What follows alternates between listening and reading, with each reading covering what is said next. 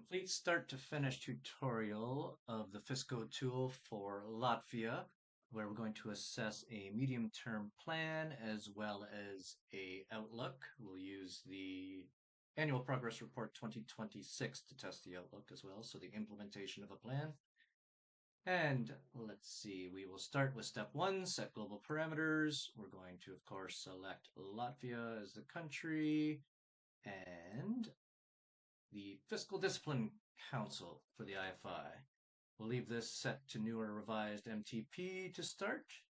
We'll enter a scenario name. Let's call that MTP 2024-2028.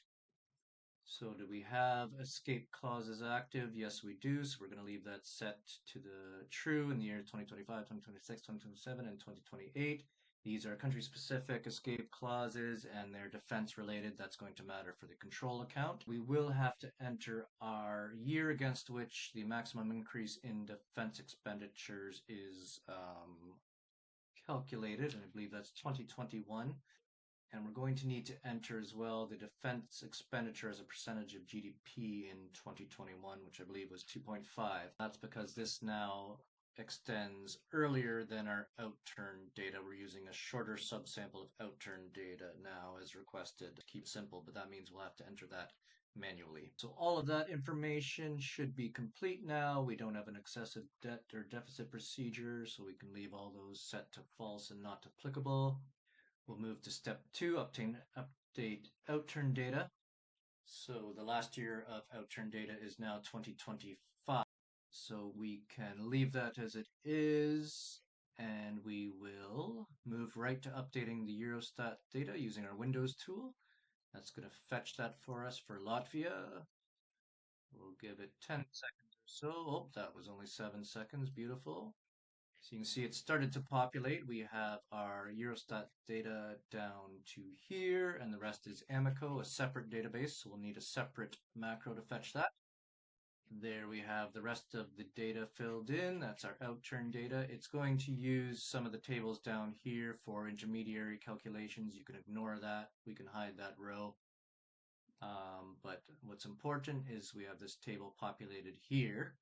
If we want to replicate the annual progress report 2026 exactly, then we'll need to take a different view. The government or the official publication has different numbers for expenditure funded by transfers from the EU than Amico does. I don't know why that is. And there's another category, I think it's one-off expenditures or discretionary revenue measures, I think DRMs. They've taken a different view. So if we want to replicate that more closely, then we'll need to override the Amico data base, and we can do that here. We'll do that for expenditure funded by transfers to the EU and as well as discretionary revenue measures. So let me see, what did we have for Latvia for those in the annual progress report? I think it was, let me see, 0.8, 0.8, and 0.8. Flat expenditure funded for some reason. And minus 0.1, 0.2, and 0.0 for discretionary revenue measures, DRMs. So we can see now that has been overwritten using our tool by setting these flags to true. That is our outturn data, all we need to run the assessment.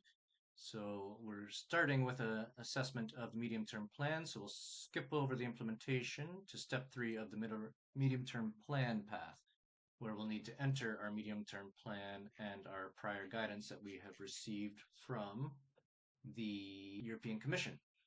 So because that has already tested the outturn data, it has decided that we do not need to receive a reference trajectory because our debt and deficit levels were below the threshold. So this is going to clue us in.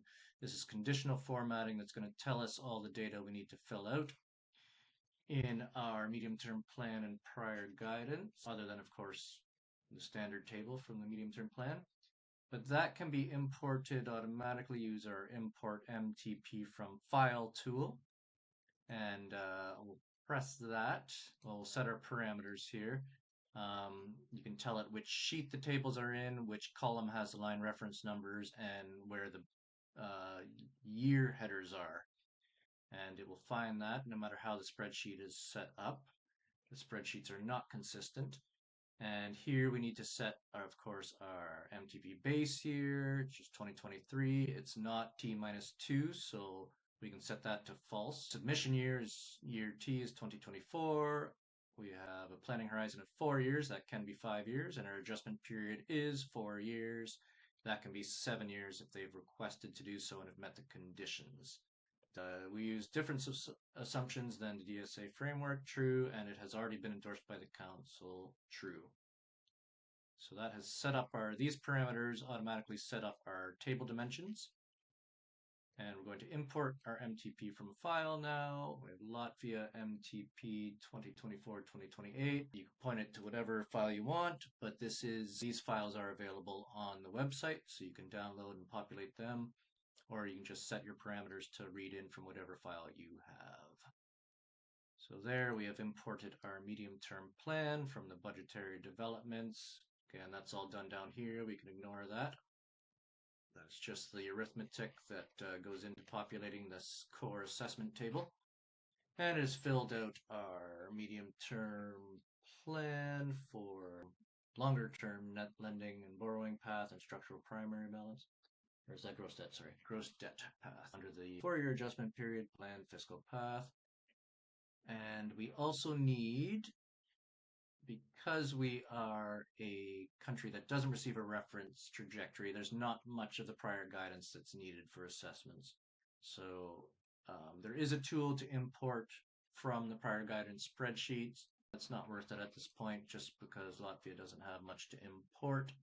So I will bring that in. I believe it was minus 1.3 is our target minimum level for the structural primary balance in 2028, no safeguard, and minus 0.1 or with safeguard. And then I will just blast in these, copy and paste from the prior guidance into there. For the 4 variables we need, the path to meet all requirements and the safeguard that we're receiving from the European Commission. And that then is all of the data set up for the plan, medium-term plan, and prior guidance. In step 4, the IFI scrutiny, we have a list here of all the required or compulsory elements in the medium-term plan. So we can step through each of those, make sure the reference trajectory transmitted by the Commission is included, make sure that the investments and reforms for the main challenges identified under the European semester, blah, blah, blah, those are all included in the plan.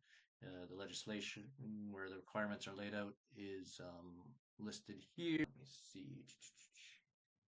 Yep, again, just stepping through whether the assumptions are satisfactory. If they haven't relied on the prior guidance, reference trajectory, is the explanation satisfactory, etc. And step through that. Check all the boxes if true or false if not. And that will be our IFI scrutiny page. Then, once we have that filled out, we can move to step 5 and view the results. So, Latvia's adherence to regulation 2024-1263. So we do not receive a trajectory. All this text is automatically generated. We haven't requested an extension of adjustment of period, so it's just 4 years. We have country-specific escape clause activated. And it's stepping through all of the different indicators. These are M indicators for medium-term plan that tell us whether it's compliant. And we can see that each is showing that it is compliant or not applicable. So fulfillment of criteria for an extension of adjustment period, we don't need to worry about that. No backloading condition, that's only for a reference trajectory receiving countries, and consistency with EDP corrective path, not applicable.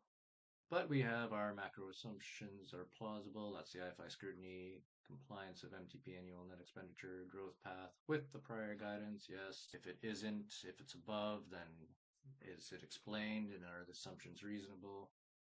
Meets the general debt requirements, meets the deficit requirements, and our primary structural balance adjustment over the adjustment period. And that's not a true indicator. That's just kind of supporting. It's what the EC includes in their endorsement letters of the country-specific net expenditure paths in the MTP. But you can read through those, read through descriptive text all generated and see if you agree. Hopefully you do. I believe it's all calculated correctly. And we have our overall MTP net expenditure path showing as compliant. Okay, that is the MTP. So we can go back and we can now test whether the implementation of an endorsed MTP is meeting the requirements. So again, nothing to adjust here. We've already set that. We've updated our outturn data, and now we're going to move to step 3, the implementation to enter a outlook. So we can see that's showing zeros. We need to import our plan, our outlook that we want to assess. And so this is already importing the outturn data up to 2025. We're going to have to use our report plan import tool here, import plan from file. Again, that's going to read in a budgetary developments and a macroeconomics developments table to populate this outlook year here. So we'll import that plan from test scenario 4 annual progress report. You'll find that on the website, but it's also just importing from the tables from the annual progress report. So I haven't seen the Excel files that IFIs are sent that supposedly contain the APR data, but you can just set the variables here to show which sheet they're in, where the last year of the billion national currency is the column that it's in, or which is the year rather, the column that it's in, and the column that has the line reference numbers. So if you fill that out, point it to whatever spreadsheet contains those two tables, then we can import it in. Here we have it in test scenario 4 annual progress report 2026 on the website. And we will import that. That has now populated the remainder of our outlook, the budgetary projections, and the macroeconomic assumptions table, the macroeconomic developments. And there we have our plan under assessment. Now, if you didn't want to assess the forecast or the projection, you could set that to 2025, and that would eliminate the last column. We'd only be assessing outturn data, which technically is all that we really should be doing under the fiscal rules, but it's nice to get an indication of whether the government's plan is also square with the rules. So we've imported our outlook. Now we can just simply view the results for that. So again, we have our status of each of the indicators. These are P indicators for performance. It complies with the agreed net expenditure path. The control account is within limits. Their debt sustainability safeguard and debt deficit resilience safeguard are not applicable. And overall compliance, there we are. We have structural primary balance progress and timing is compliant. Have a look at charts that support those different indicators, our P indicators. You can look at our implementation table, the plan compared to the MTP, and that is that. That is both a MTP test and a implementation test.